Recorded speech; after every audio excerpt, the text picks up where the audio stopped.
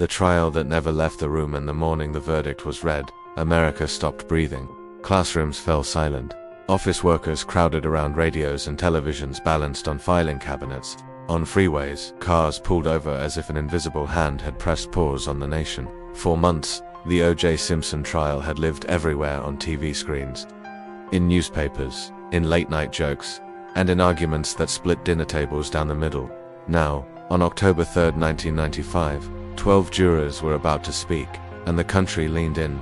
But the trial had begun long before that moment. It began with a white Ford Bronco creeping down a Los Angeles freeway, helicopters circling overhead, broadcasting a slow-motion chase to millions of viewers. This was no ordinary suspect. Orrin thought James Simpson was a Hall of Fame football hero, a movie star, a pitchman with a smile America trusted.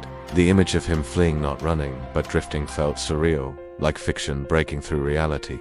From that night on, the case stopped being just a criminal trial. It became a national mirror.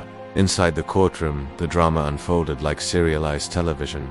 Every character felt larger than life, the judge struggling to maintain order, the prosecution methodically building its case, the defense, dubbed the Dream Team, turning cross-examination into performance art. Lawyers became celebrities.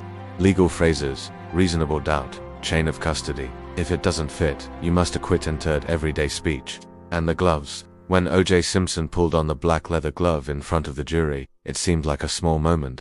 But when it appeared too tight, the courtroom gasped, and so did the millions watching at home. Evidence, once thought immovable, suddenly felt fragile. Television replayed the clip endlessly, slowing it down, zooming in, turning seconds into symbolism. Outside the courtroom, the trial ignited conversations America had long avoided. Race, policing, celebrity, wealth, domestic violence, and justice all collided in one case. People didn't just ask, is he guilty? They asked, who gets believed? Who gets protected? Whose justice system is this?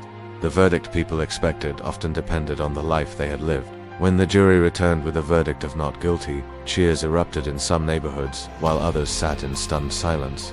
The reaction itself became news, broadcast live, analyzed endlessly. It was no longer possible to pretend the country shared a single perspective. Years passed. The courtroom emptied. The lawyers moved on. But the trial never truly ended. It changed how trials were televised, turning courtrooms into stages and viewers into armchair jurors. It reshaped pop culture, inspiring books, documentaries, dramatizations, and endless debate. It altered how America thought about celebrity, how fame could shield, distort, or amplify justice. Even decades later, the words O.J. trial still summon images instantly, like a collective memory burned into the screen. The trial was about two brutal murders, but it became about something far larger, a nation watching itself argue in real time. Even after the verdict was read, America just kept listening, still divided, still debating, and totally haunted by that one big question the trial never really answered for everyone. What do you think about this trial? Send me in comments section, and don't forget to subscribe.